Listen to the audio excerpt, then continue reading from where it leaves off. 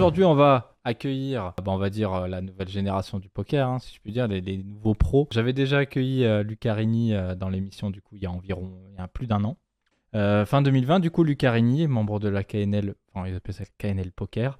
Et du coup, là, on va accueillir son coloc, le coloc que vous connaissez très bien. Donc, c'est Köring, c'est ça? Tout à fait. Impeccable. Ah, je- Du coup, je te laisse te présenter, Köring, un petit peu. Même si, bon, je pense que la communauté poker Twitch te connaît. Tu es là quand même depuis Ouais. maintenant longtemps, hein, mais tu fais Pas partie si quand même de longtemps, la hein. nouvelle génération du poker. Ouais, ça fait longtemps qu'on est là. Ouais, ça fait. Du coup, moi, c'est Curing. Bah, du coup, ouais, avec le Carani, ça fait pratiquement 2 ans qu'on est dans le poker. Genre, on a commencé à streamer en septembre 2020.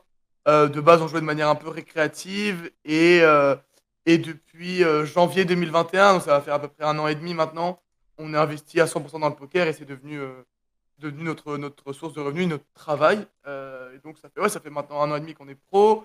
On a 21 ans. Enfin, voilà. Moi, je viens d'avoir 21 ans. Alexis a 6 mois de plus. On est né en 2001 et lui, il est né en fin d'année 2000. On est assez jeune là-dedans et en vrai, c'est un peu ce qui fait on va dire notre avantage. C'est juste on est très très jeune et du coup, on va dire qu'aujourd'hui, l'âge moyen d'un bon, voire très bon joueur de poker, enfin, les meilleurs joueurs de poker aujourd'hui, ils ont, je sais pas, entre, ouais, je dirais à peu près 28 ans, quoi. C'est la moyenne d'âge des top recs. C'est cool, nous, déjà, d'avoir un bon niveau et d'être déjà professionnel à 21 ans. Mm. On a pas mal d'années devant nous. Mm, Et, tout à euh, fait. et voilà, et pendant une bonne période, pendant 1 an, moi j'ai beaucoup beaucoup streamé et je mettais une grosse priorité sur le stream. Et là, ça va faire 4-5 mois maintenant que j'ai fait une grosse perf et que du coup j'ai décidé de jouer beaucoup plus cher. Et le fait de jouer plus cher fait que je rencontre souvent les mêmes joueurs. C'est beaucoup moins intéressant pour moi de streamer et de donner des informations, etc.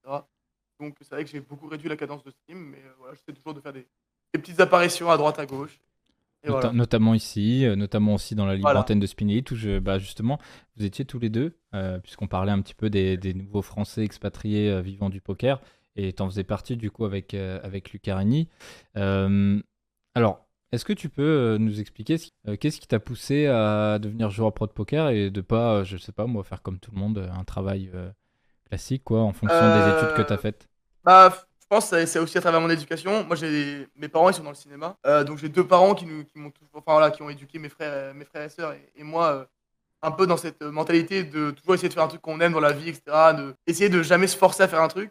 Et c'est vrai que ça a toujours été, genre, le life goal, ça a toujours été de se lever le matin et d'être content. Tu vois. Genre, juste le simple fait de se réveiller le matin et d'être en mode, ok, c'est cool, c'est une nouvelle journée qui commence, c'est bien, tu vois, c'est une bonne chose. Du coup, moi, ça a toujours été ma mentale. Moi, de base, quand j'avais 15 ans, j'étais professionnel sur les jeux vidéo. Donc, j'ai fait beaucoup de compétitions sur Call of Duty, après, j'étais sur CSGO, sur H1Z1, sur Fortnite. Voilà, de base, c'était mon objectif de carrière premier. C'est-à-dire que, bon, arrivé à mes 17 ans, j'avais plus de contrat, donc j'avais plus d'équipe, plus rien.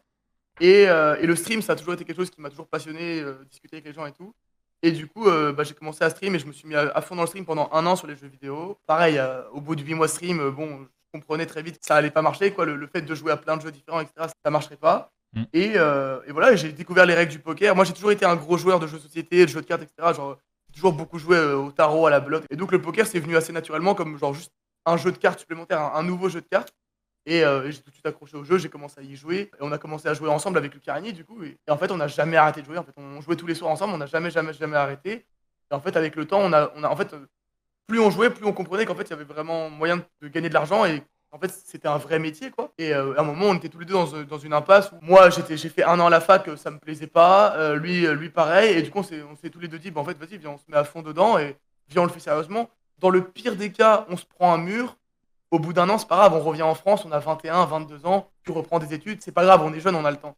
Et du coup, on s'est dit, vas-y, on y va à fond, on se laisse 1 an.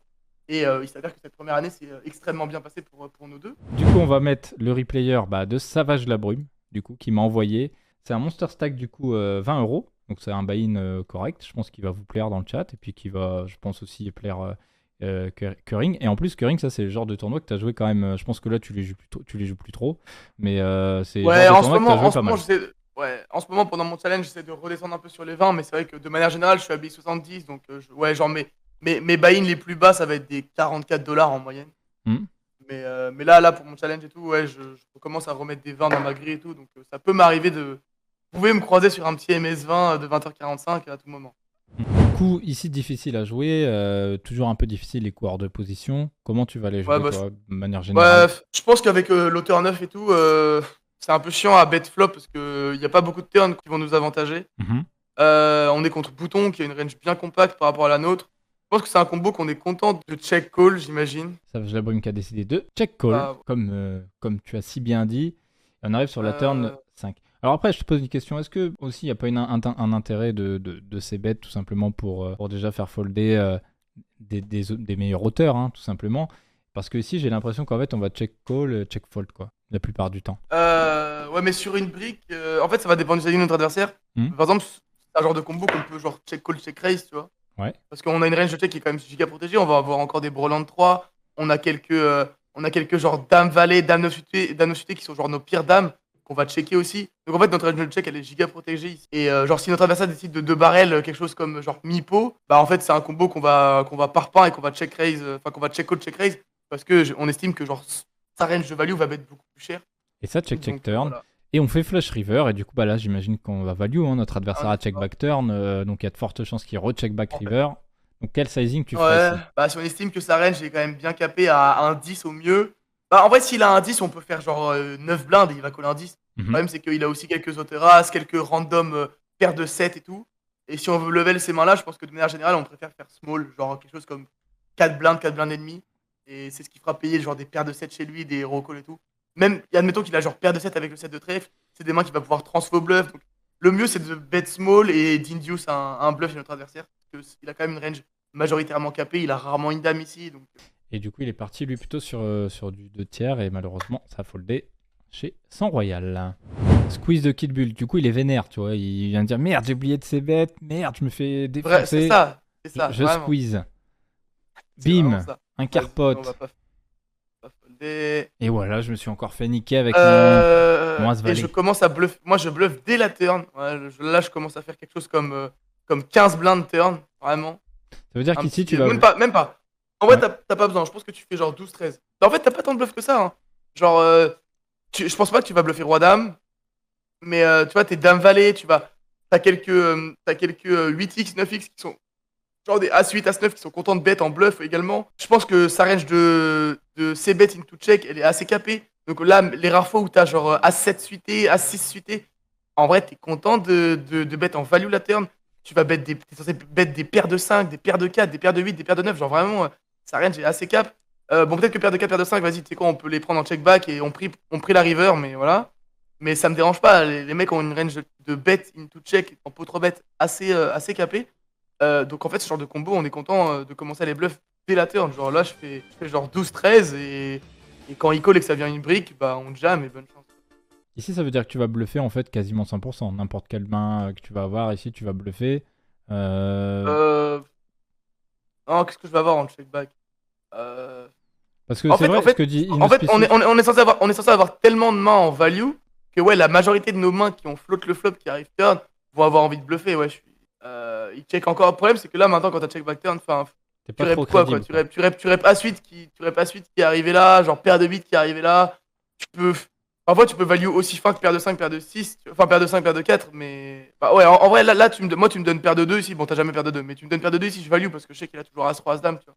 Mhm. Euh... Tu penses que ici, s'il a check back Mais là, de en 2 As fait, de roi, c'est il ça le va, il problème. va, va bet Bah, river sur un board straight and card, il va quand même sin comment. value. Tu penses que le field il sin value 2 As de roi ici? Enfin, sin value.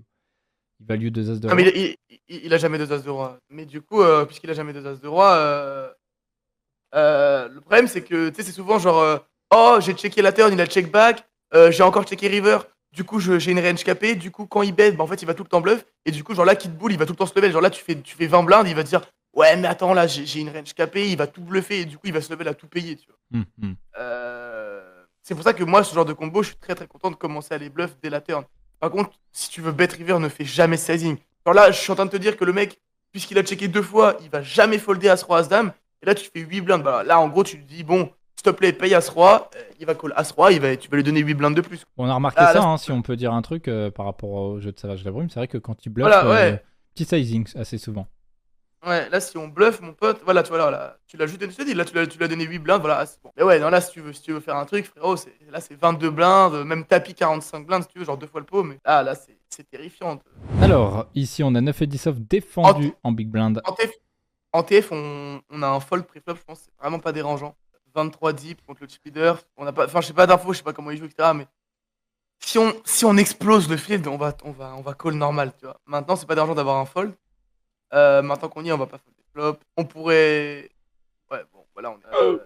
Call. Il a call. Call! Waouh, je fold En tous TF. les jours. Évidemment, il a fait le 8 river, non? Et l'autre, il va évidemment le mettre à tapis. Ah ouais, ah ouais. What the. Oh Mais attends, mais il avait des. Non, mais attends, non, mais il avait des infos sur lui? attends, il a call river là, du coup, on est d'accord. Hein. Il a call turn, call river. Non, mais il avait des infos, je sais pas, il a des infos comme quoi c'est un dégène. Alors, Ouais, non, mais alors, c'est à ouf moins ça. d'avoir des infos, mec, justement, on en parlait sur le MS20, la capacité des mecs à bluffer, chip leader ou pas, enfin, déjà turn, mais jamais je call, genre, jamais je call turn, mec. Il te demande un tiers de ton stack. Il a, C'est il a terrifiant. peut-être cru, il avait Brolandi, je sais pas moi. Il voit peut-être. Je comprends pas là. Il a pas Ouais, non, compris. non, terrifiant, terrifiant. Bah, je vais te laisser mon petit Ouais, Kering. Je vais finir l'émission Crankill avec le chat. Et puis bah, je te souhaite une bonne soirée. Et on se retrouve, j'espère, en tout cas très ouais. vite, lors d'une petite émission où on te retrouvera même directement sur ta chaîne Twitch. Au plaisir, des bisous, bonne soirée à tous. Ciao, Ciao, ciao, ciao. ciao.